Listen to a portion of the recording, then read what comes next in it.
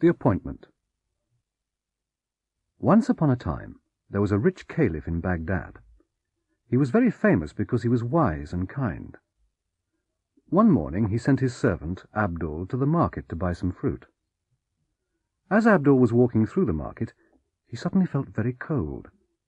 He knew that somebody was behind him. He turned round and saw a tall man, dressed in black. He couldn't see the man's face, only his eyes. The man was staring at him, and Abdul began to shiver.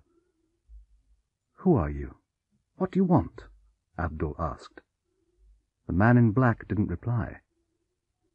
"What's your name?" Abdul asked nervously. "I am Death," the stranger replied coldly, and turned away.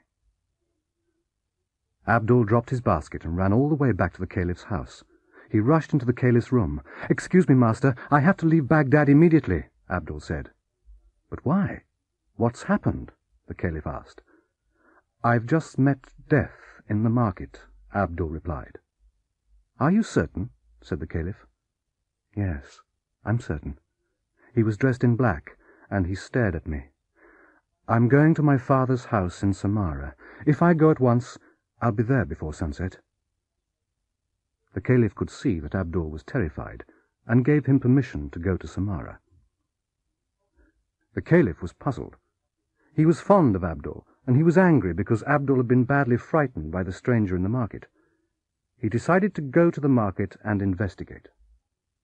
When he found the man in black, he spoke to him angrily. "Why did you frighten my servant?" "Who is your servant?" the stranger replied. "His name is Abdul," answered the caliph. "I didn't want to frighten him.